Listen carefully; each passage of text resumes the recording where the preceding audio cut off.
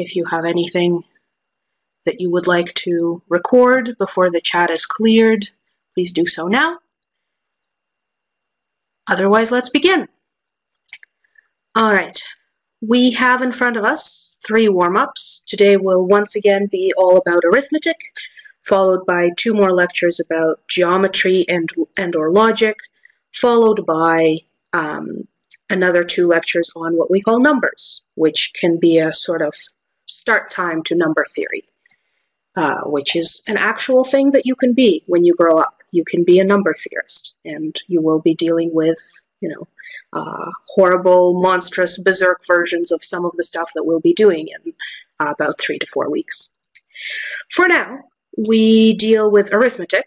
I do not, as far as I know of a profession of arithmetician, but it is something that we still need to know to proceed. So if everybody is ready and everybody thinks that the warm-up has been up there for sufficiently long and you think you have good ideas for what 1, 2, and 3 are, please write down the answers on the paper, because our brains lie to us. Our brains go, oh yeah, I know this stuff. And then they don't actually generate an answer. And then when you see the correct answer, you go, oh yes, maybe I knew that, maybe I didn't. If everybody is happy, we will keep going. So this is indeed the grade 1-2 arithmetic session, session 2. If you have not met with us last week, there should be a recording somewhere in your account.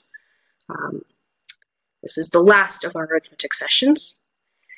And we just straight up jump into question 1 because we've talked about the contest last time. So you know why you're here, you know what we need to do. I will post a question and we will take a couple of minutes.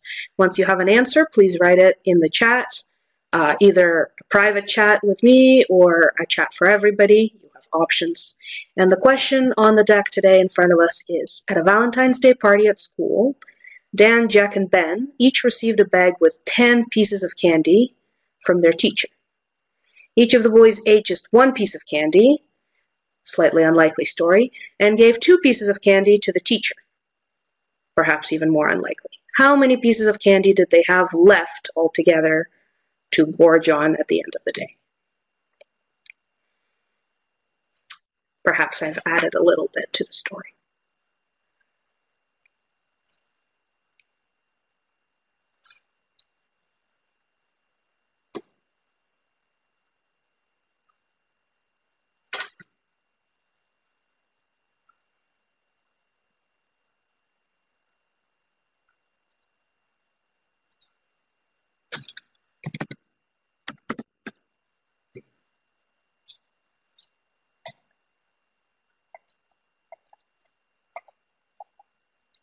Straight off the bat, I'm seeing some people are on the ball, some people have answers.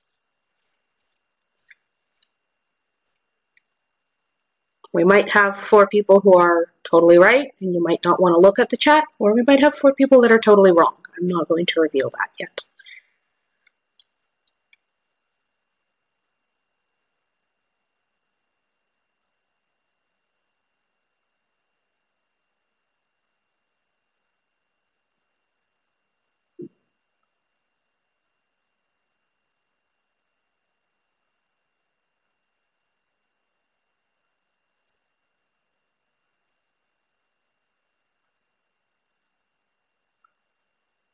All right, our resident critic has spoken, and this is indeed an easy problem.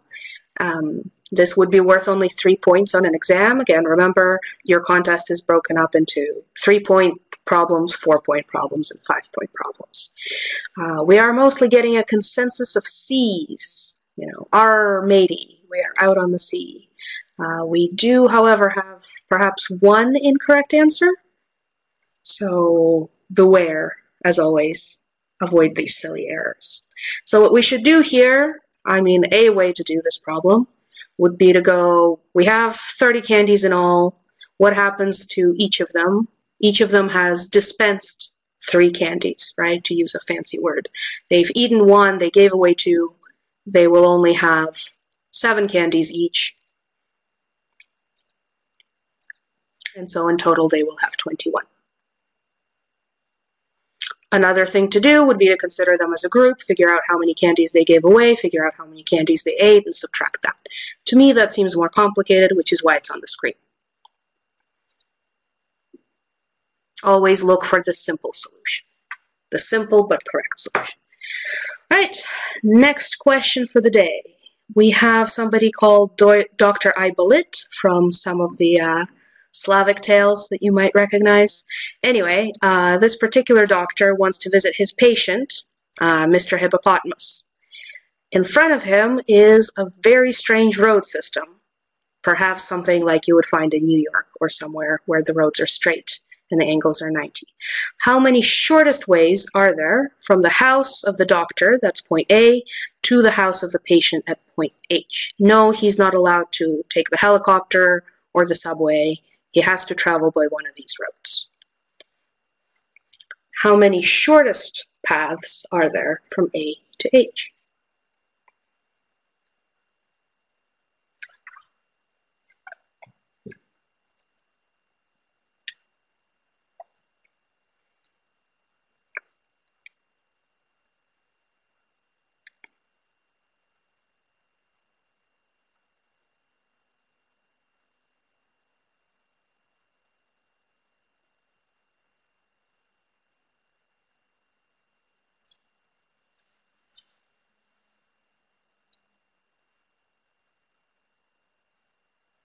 Perhaps a difficult thing about this problem would be drawing it accurately on your sheet of paper. Again, you will have the contest booklet to doodle on when you actually write the contest. Another alternative that I found helpful just for future years is that if you don't have a ruler, the edge of a piece of paper or the edge of an ID card works wonders as a ruler. Always good to know.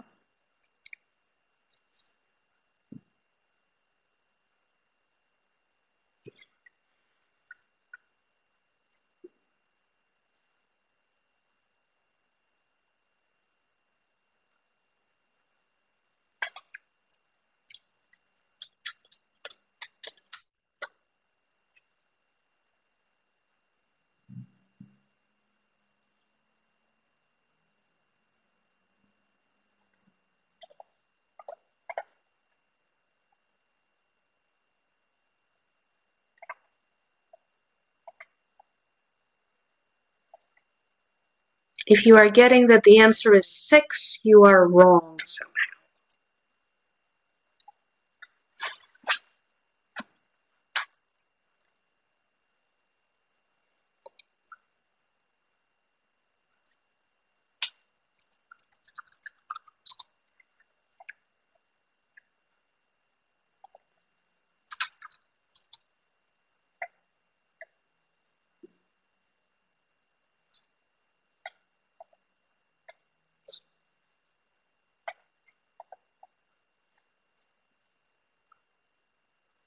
Yes, I agree. Our resident critic has spoken that this is hard.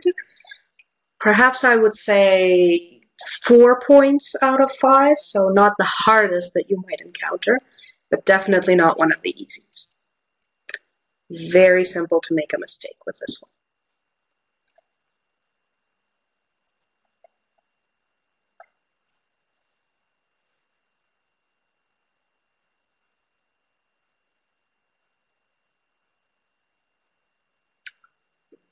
We have prompted more critics to come out and leave their review, and as usual with different critics give different reviews.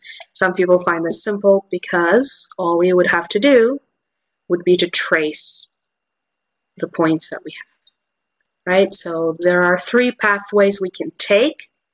Do not fall for the trick, as obviously none of you have, or barely any of you have, of taking a longer path, right? So there's only one diagonal path to H, which would be part of a shorter path. Anything beyond that, longer. So the answer is B, 3.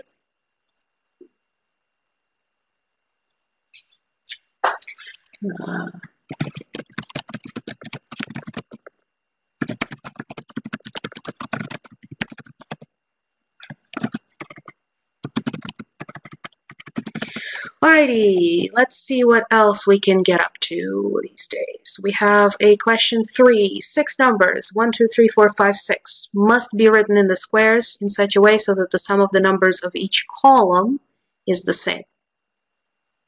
Some of the numbers are already written. What number must be in the shaded square? So bottom right would have been another way to have said that.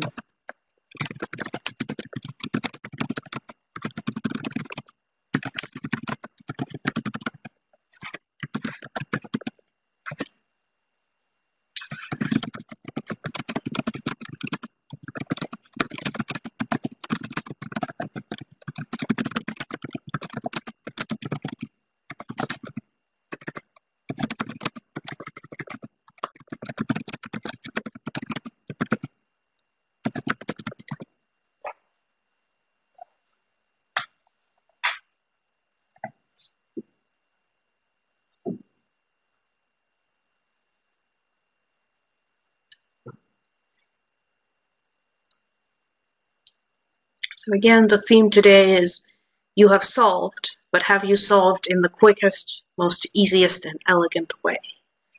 So that would be another thing that I would ask. Just to keep things interesting.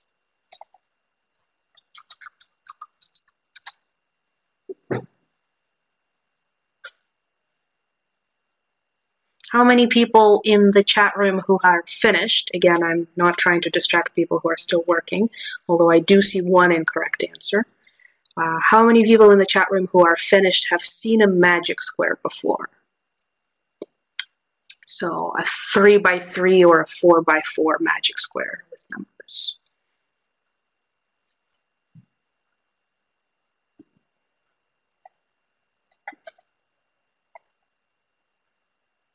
Okay, so I can chat some more to the people who are not, to the people who are done right now. Everybody else, please keep working.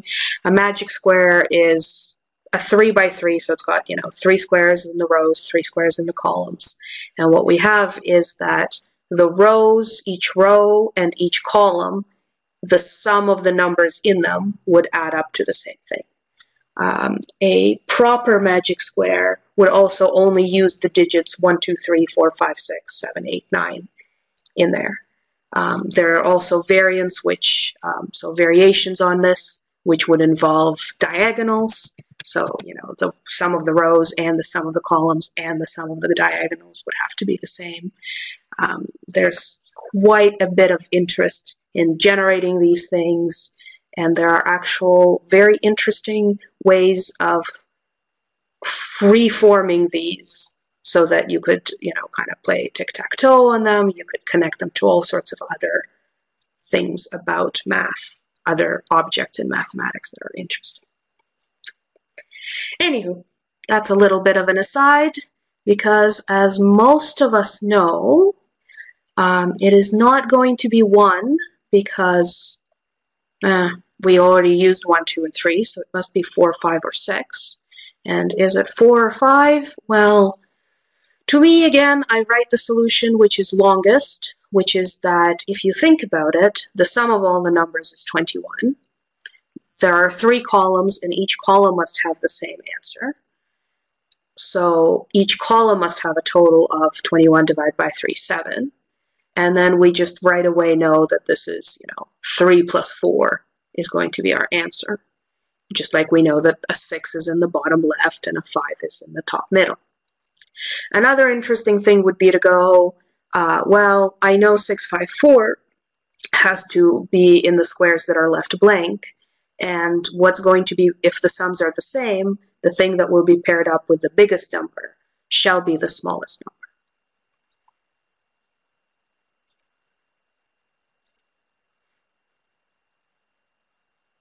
Hey, it's not, it's not proper math if it's not making you go grrr every once in a while, because,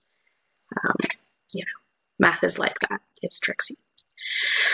All right, grandmother had 12 biscuits. Tim ate half of the biscuits, Peter ate 4 of the biscuits, and grandmother ate the rest. as grandmothers often do in families.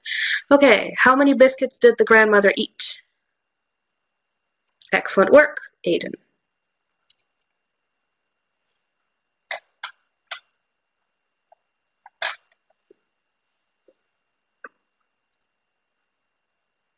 People are on fire today. I like this.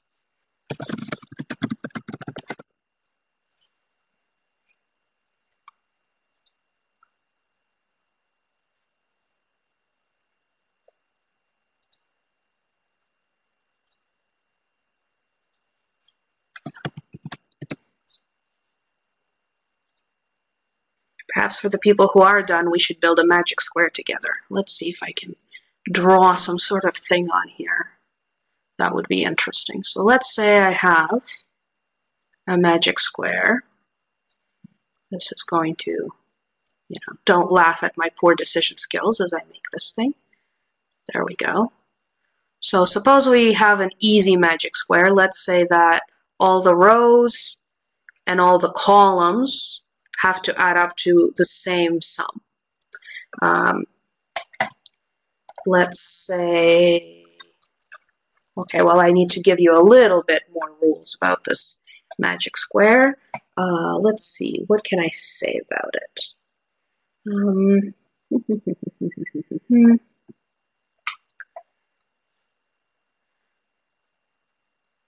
So let's say I have that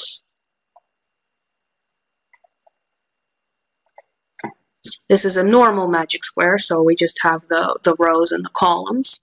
And let's say that I tell you that the thing in the center would be a 5, let's say. Can you figure out what is going to go around the rims?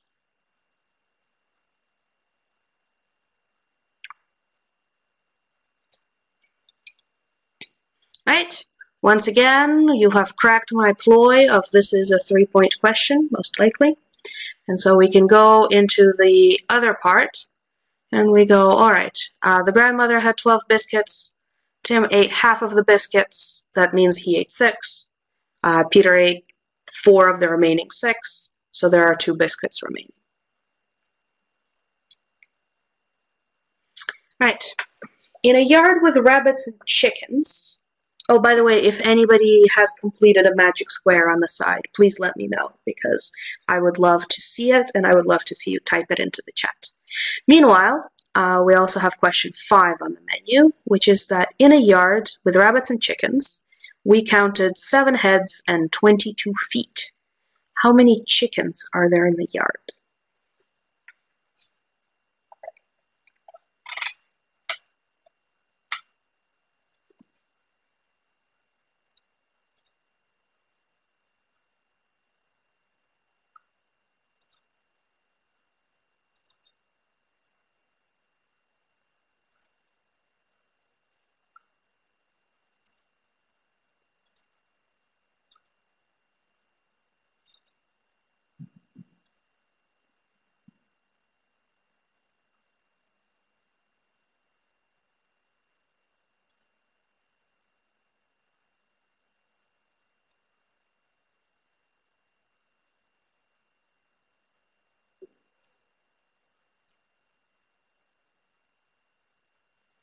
I'm seeing a correct answer and an incorrect answer in no specific order. Please check your work.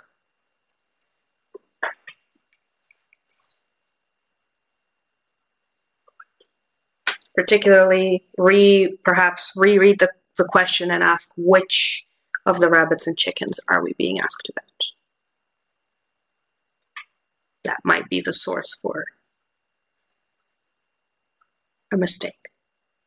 Right? And this happens all the time, I read students' works and they've answered marvelously a question which they have designed for themselves because they misread the question that was asked, and so they did all this wonderful work, but it is all for nothing because, well, you have to answer the question that is being asked. That's hard, right? Sometimes that is hard.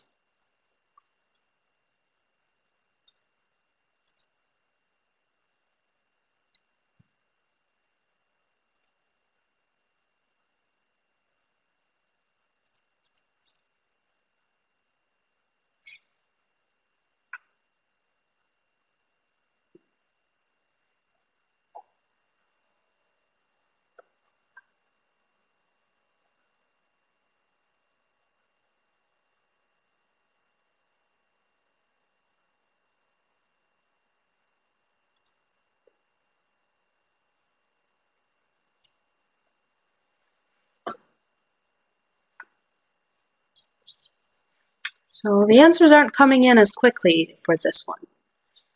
How are my resident critics evaluating this?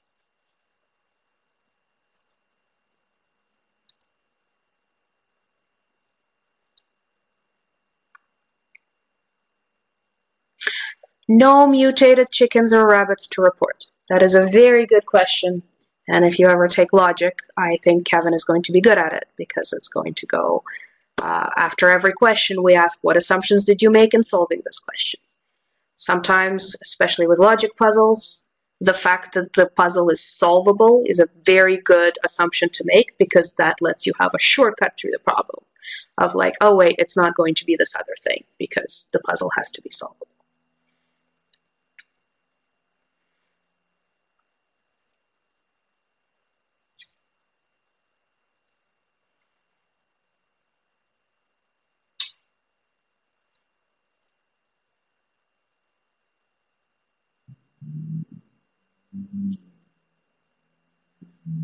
I mean, we are assuming that the rabbits and chickens, were out in the field, so probably they each had a head. I'm very curious to hear how some people solve this one. So if you're sort of there trying to work out the magic square and it's not quite coming together, how are people solving this particular problem?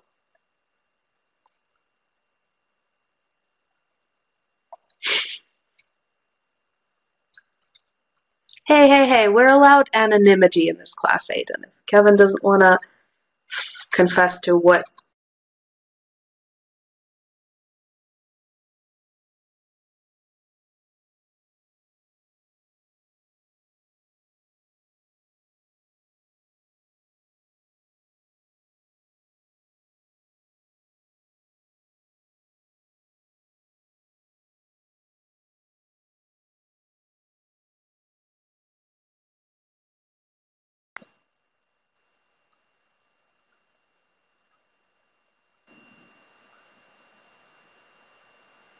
So I'm still not seeing anybody who is confessing to me how it is that they solved it.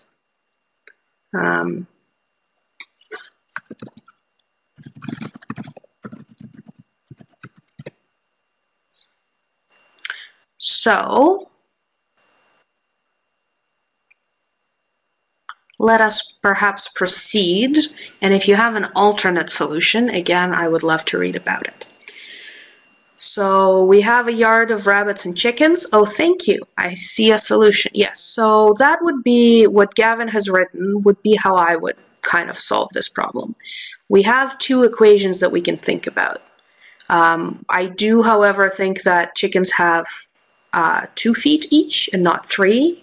Again, see the comment above about mutated chickens. But otherwise, we're on the same board. We would, perhaps both type in 2 equations, and this is something that you will see university students talk about. We have 2 equations, each of them has an equal sign, 2 unknowns, we can plug one into the other. We only care about integer solutions, no half chickens or 3/3 or 4/3 of chickens anywhere around. We're not making stew or anything like that. So this is something that would be called a Diophantine equation if you keep going in your studies, and is actually one of those valid things that these number theorists would puzzle about, who I've mentioned earlier, who are professional mathematicians. But yes, another simple way to go would be just to go, we have a total 7 number of heads, and so we can just kind of pick random things. We could have, the 7 rabbits, or 6 rabbits, or 5 rabbits, or 4 rabbits, and see which one gives us the correct number of feet. Excellent. Alrighty. The excellent comment was in reply to Kevin, whose sister knows all about equations. All right. This would be the precursor to logic, which we will do more of next week and the week after that, and which, again, logician is a fair job description for a mathematician. So at the very easy level, we have 3 bananas, which are as heavy as 1 banana and 6 plums. The picture explains it better than I do. So this thing is like a scale, right? It kind of, if we put a heavier thing on one side, it will plop down. So the thing is perfectly balanced right now. How many plums are as heavy as one banana?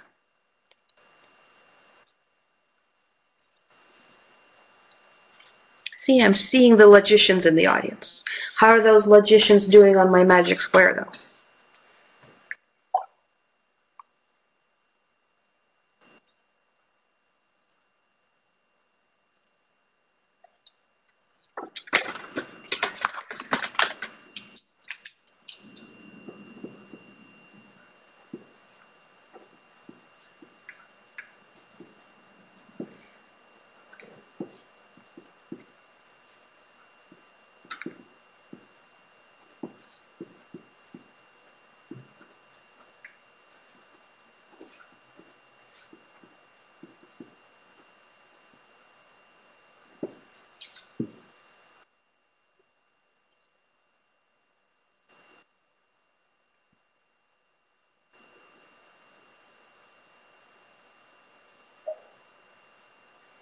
All right. This one seems easier than the last. Where are my resident critics?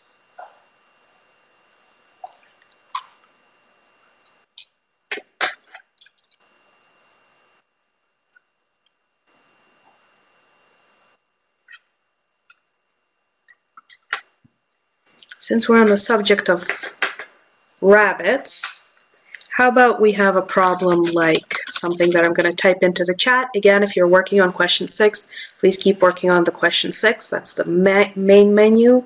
But we do, however, have dessert for people who are finished. So let's say a rabbit eats, what do I want to say? Let's say a rabbit has 20 carrots.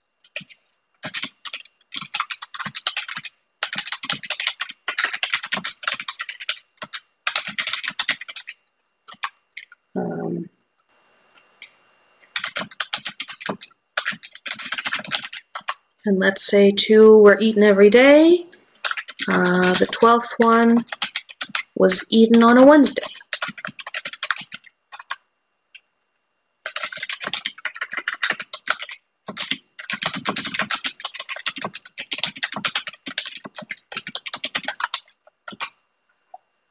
When did the rabbit start eating carrots?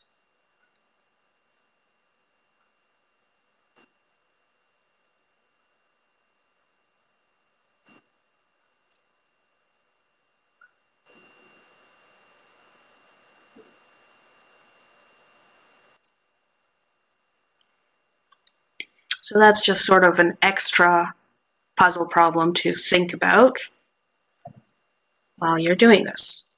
All right, let's go to the solution of question 6 before we all get super bored and fall off our chairs. So we can take away 1 banana from both sides. There it is. Then we have that 6 plums are 2 bananas, so 3 plums is 1 banana. The answer is C, 3. Alrighty, question 7. A long one to read. So Basil took 18 sweets to school, and he ate 3 of them on his way to school. Understandable for anybody who's ever carried treats to the school. Each time he ate a sweet when he was at school, however, so not including the 3 beforehand, he also gave a sweet to either Masha or Dasha, one of his 2 friends, or to both. Now here's the crucial bit. He knew that he gave the sweets to both girls exactly 3 times. By the end of the day, all sweets were eaten. How many sweets were eaten by Basil on that day, and not the girls?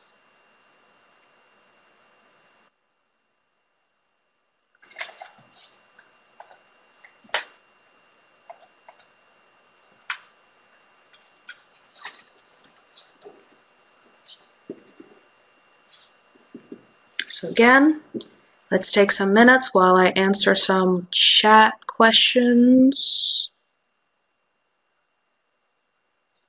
I appreciate, thank you people who don't want to spoil the answer for other people. That is helpful.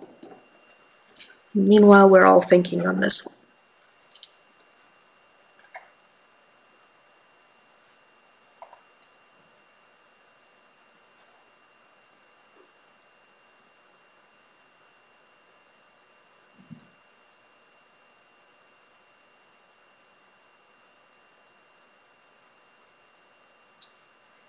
Right, I'm seeing correct answers galore out here.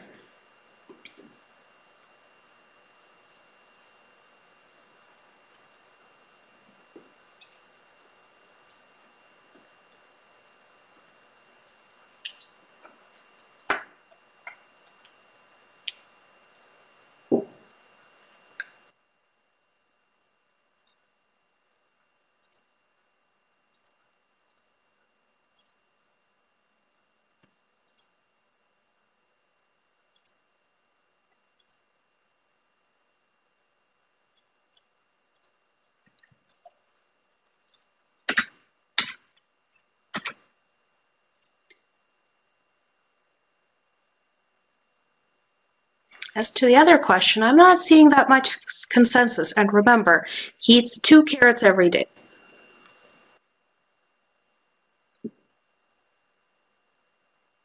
So for some of you, I think that is the question of reading your own question, solving that, and yet being not providing the right answer to the question that's asked. All right, I think overall, question 7 has been defeated and with flying colors. So again, we have that he ate 3 candies beforehand, so we're really only dealing with 15 sweets. And then when he gave the girls exactly 3 candies, right? Like he would eat a candy, give away 2. That only happened 3 times. And so we can think of how many candies the girls took away, or we can think about how many he actually ate, being 3. And then we would have a total of, 9 candies at the very end. For 3 that he ate beforehand, 3 times that he ate a candy and gave away 2, and then 3 more times when he ate away 1 candy and gave away 1. Excellent reactions here. So let me just answer some math mail, which I am getting from various people who have guessed correctly or incorrectly. And we move on to the final problem.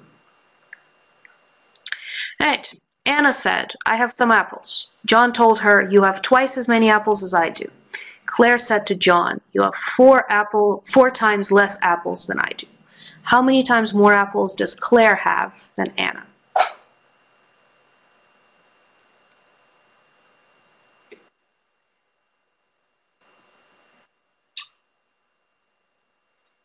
Dun, dun, dun, dun.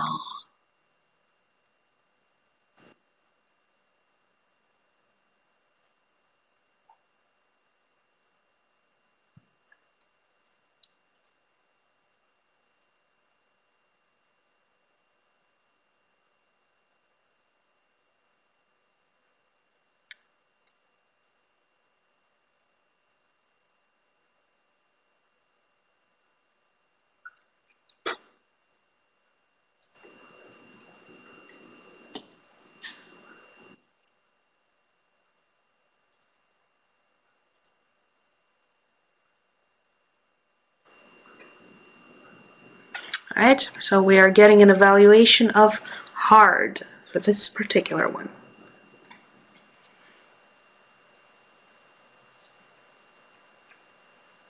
I would put that at a 5 points or a 4 points. Yeah.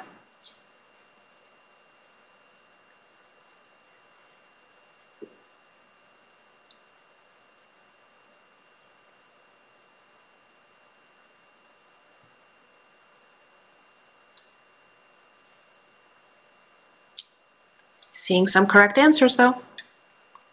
Avoid looking at the answers. Work it out for yourselves.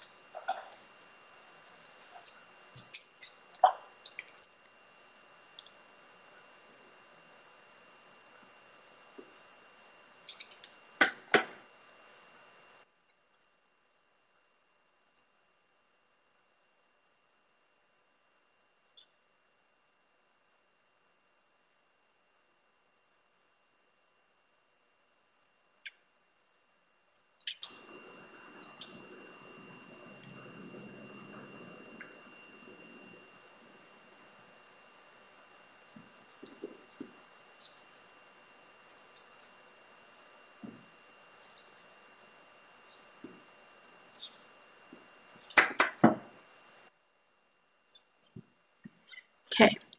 How about my bonus question crowd? How are we feeling about that rabbit eating carrots?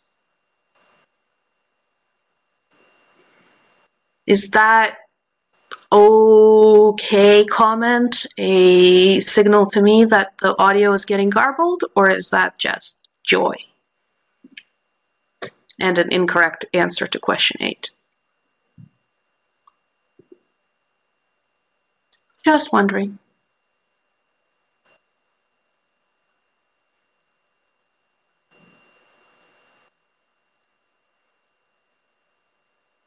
So the carrot eating, or sorry, the carrot eating rabbit there with the 20 carrots total and beginning eating them on some day and eating 2 every day, and the 12th one is on a Wednesday. Are people dead set on their incorrect answer of Thursday?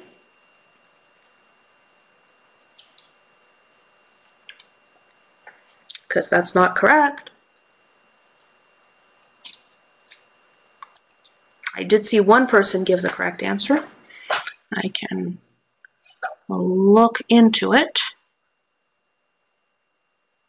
Shri has given a correct answer. I'm sorry if I'm pronouncing your name incorrectly, but Shri Balangu has given a correct answer back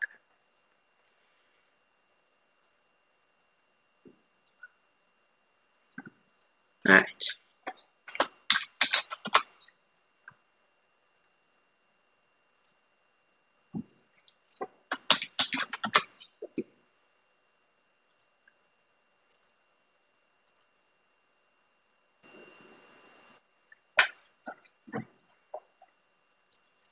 Friday it is. Not Thursday. Last I checked, those two things are not the same. Again, Kevin would make a great logician. Friday's not Thursday. That is important. All right. Is that understand and I understand, or understand here, people? Fridays are not Thursdays. So back in the, what was it, question 6, we had an extra question for people who were done, and there was a carrot eating rabbit, 2 carrots a day, eating their 12th carrot on a Wednesday, starting on a Friday. All right, question 8. As you have correctly identified, we have to keep track of who is twice more than who, right? Graphical representation of this is not the worst idea in the world. Sometimes does way better than equations, just because you can see things. You know, C's and J's and A's, when we try and give variables to these things, all look the same. Graphically, a little bit better.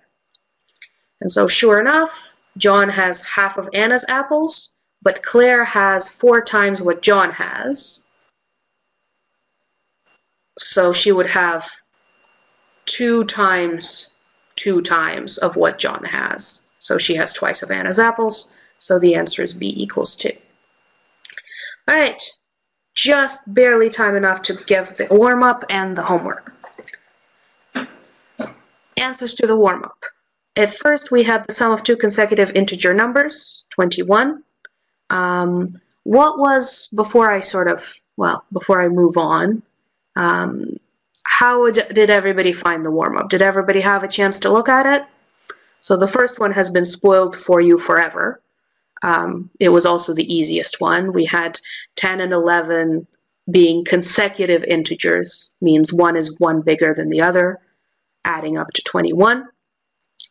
And so the consecutive integers difference is obviously 1, so it would be 21, but perhaps we don't even need to know that, because we know that the sum of these is 21, and the difference between any 2 consecutive integers is always 1.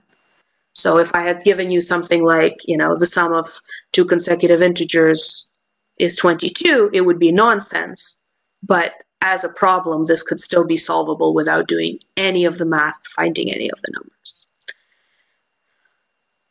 All right, how about the answer to warm-up 2? Do people remember what it was, and can people quickly tell me what the answer was? So if I go all the way back to warm-up 2 and warm-up 3, who can tell me A, B, C, or D, or E for 2, and A, B, C, or D, or E for 3?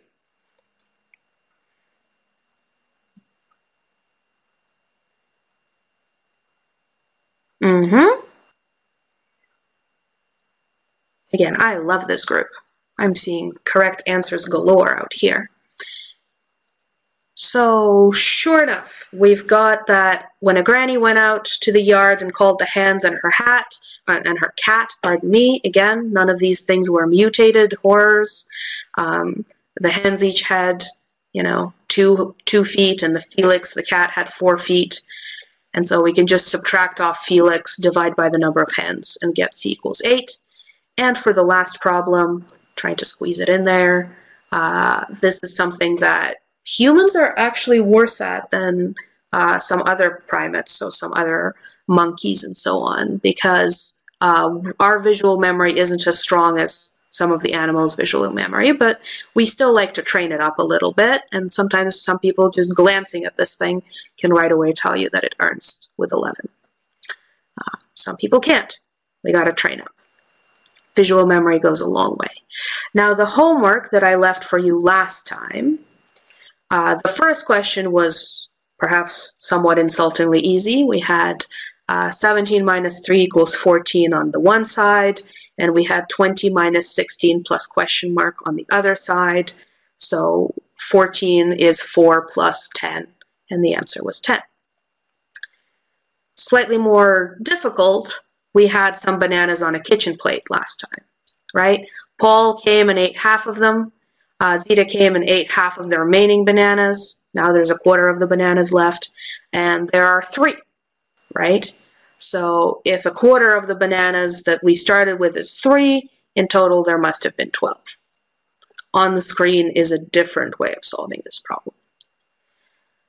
Finally, question 3, we have that Zara planted some 8 flowers in 10 minutes, and Zita planted only half as many, so 4, right? So she would be planting 4 less every minute.